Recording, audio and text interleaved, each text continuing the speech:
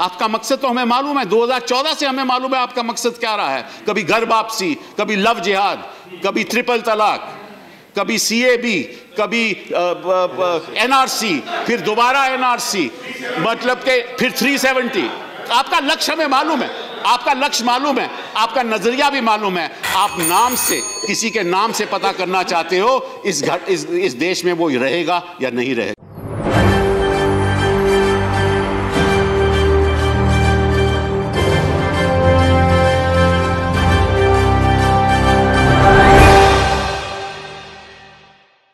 नमस्कार, ESPN 9 news देख रहे हैं आप। आपके साथ मैं हूं मानसी जायसवाल।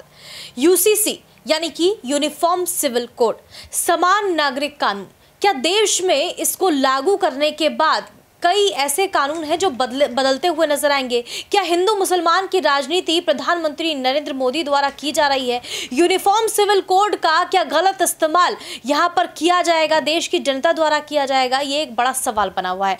यूसीसी को लेकर लगातार चर्चाएं यहां पर तेज हो गई हैं कि जिस तरीके से प्रधानमंत्री नरेंद्र मोदी इस कानून को लागू करने की कोशिश कर रहे हैं, साफ तौर पर एक धर्म विशेष को टारगेट करने की कोशिश यहां पर की जा रही है। तमाम विपक्षी पार्टियां यूसीसी को लेकर प्रधानमंत्री नरेंद्र मोदी पर शिकंजा कस रही हैं। एआईएमआईएम के अध्यक्ष असदुद्दीन ओवैसी बड़ा निशाना साधते हैं यूसीसी को लेकर प्रधानमंत्री नरेंद्र मोदी पर। क्या कुछ कह रहे हैं, सुनिए। आप कैसे कह सकते हो कि ये लोग तो परसिक्यूट हुए थे? आपको कैसे मालूम कि वो परसिक्यूट हुए थे? मैं उदाहरण देता हूं। एक शख्स यहां 1972 में आया, 1972 में आया, उसके 2-3 बच्चे हैं, उसकी मृत्यु हो गई, आज वो है नहीं। उसके बच्चे कहते हैं मुझे सिटीजनशिप दो। आप कैसे दोगे? जिसकी मृत्यु हो गई वो तो कह नहीं सकता कि भाई वो प्रोसिक्यूट हुआ था, उसने कभी पहले कहा है भी नहीं। तो बच्चों को सिटीजनशिप कहां से मिलेगी? किस आधार पे दोगे आप? वो मापदंड क्या है? किसी ने कोई कहीं गया है, बोला है? इन जो लाखों लोग हैं जिनकी आप बात करते हो, 19 लाख, चलिए 19 लाख की बात करते हैं, उनमें कितने हिंदू हैं? 5 लाख है, 6 लाख है, 10 लाख है, 12 लाख, उसके बारे में बात नहीं करूंगा मैं। लेकिन किस ऐसे हिंदू ने कहा है कि मैं परसिक्यूट हुआ था? आपको साहब बड़ी गलतफहमी है। उन्होंने मालूम क्या कहा है अपने लेगेसी पेपर्स में कि मैं तो यहां का रहने वाला हूं। उन्होंने सब डिक्लेरेशन दी है कि मैं तो यहां का रहने वाला हूं। आप उसको इस विधेयक के द्वारा झूठ बुला रहे हो।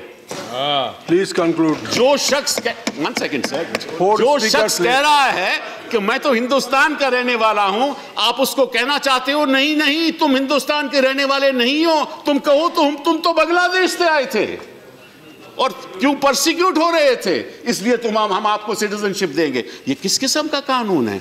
आप क्या कर रहे हो संविधान के साथ? आप धज्जियां उड़ा रहे हो संविधान से।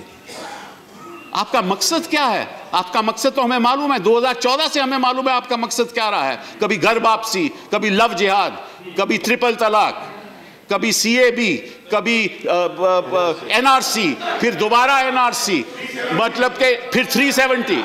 आपका लक्ष्य हमें मालूम है, आपका लक्ष्य मालूम है, आपका नजरिया भी मालूम है। आप नाम से, किसी के नाम से पता करना चाहते हो इस देश में वो रहेगा। देश के सामने ला रही है कि यूनिफॉर्म सिविल कोड की बात देश के प्रधानमंत्री नरेंद्र मोदी करते हैं। पूछना चाहती है कांग्रेस में जो नौ रत्न बैठे हैं, बोलो, मुंह खोलो, तुम्हारी राय क्या है? क्या तुम उसके खिलाफ हो या तुम उसकी ताईद में है? बोलो।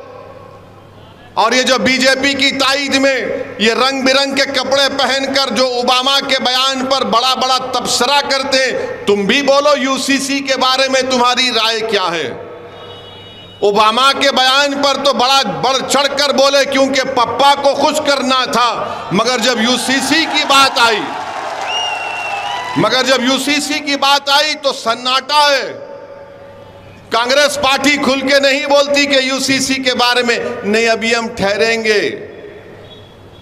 लॉ कमीशन को तो लिख कर दो कि यूसीसी के बारे में तुम्हारा मौक़िफ़ क्या है। पहले लॉ कमीशन की रिपोर्ट थी, चौहान साहब उसके चेयरमैन थे, मजलिस ने लिख कर दिया कि मुखालिफत करते हैं। हम यूसीसी की मुखालिफत इसलिए करते हैं क्योंकि भारत में प्लुरलिज्म और भारत का सेकुलरिज्म पूरे विश्व में एक अलग है।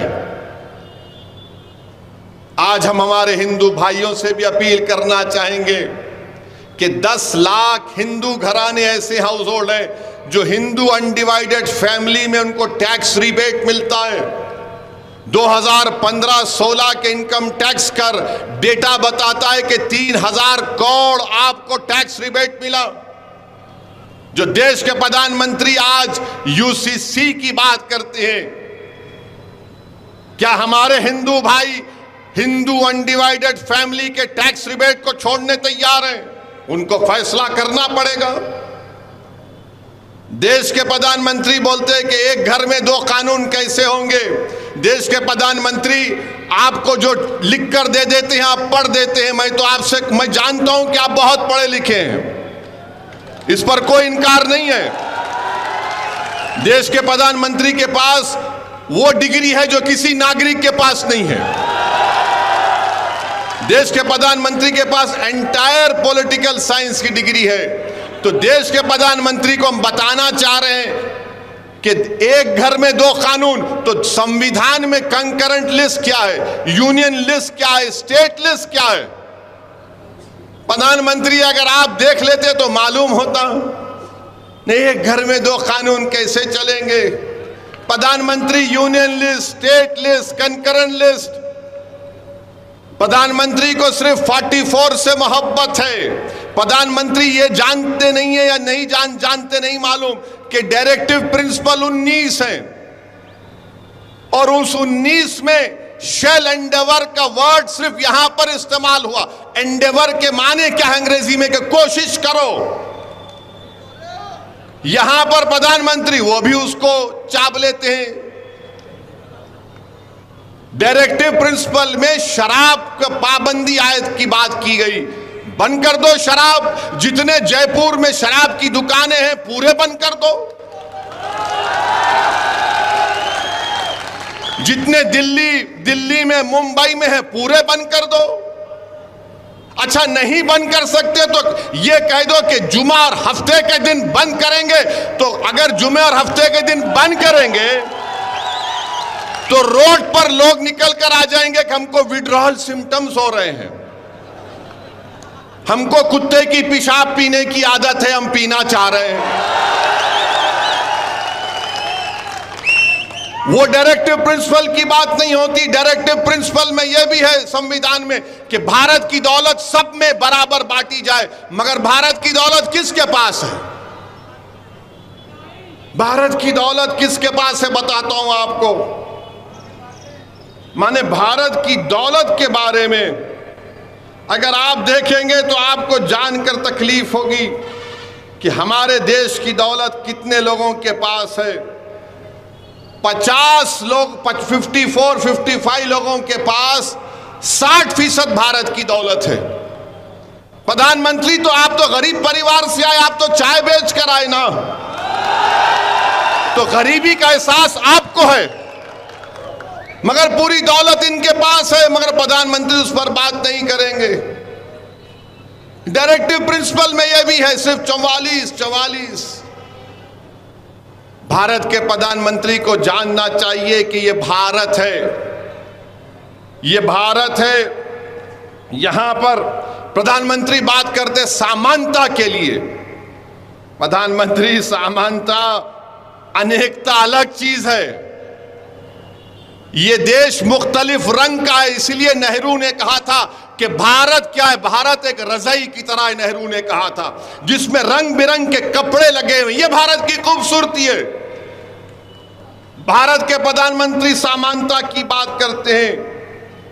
मेरे देश के प्रधानमंत्री को कोई समझाए जाकर के समानता और अनेकता अलग अलग चीज है। भारत के प्रधानमंत्री को समझना चाहिए कि नॉर्थ ईस्ट में संगमा चीफ मिनिस्टर हैं मेघालय के, उन्होंने तनकीद की बीजेपी के साथ हैं कि इस देश में यूनिफॉर्म सिविल कोड लाया जाएगा तो मेघालय, नागालैंड, नॉर्थ ईस्ट में लोग रोड पर निकल कर आ जाएंगे। आसाम में, नॉर्थ ईस्ट में आप बीजेपी आरएसएस से पूछो कि मुसलमान एक से ज्यादा शादी करता।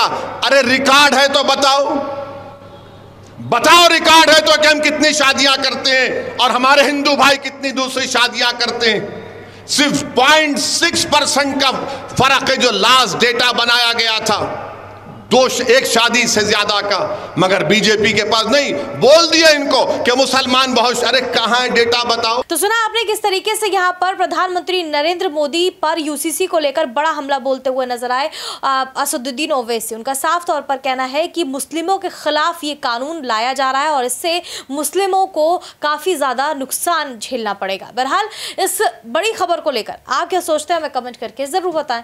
देश और दुनिया की तमाम बड़ी खबरों के लिए देखते रहिए SPN 9।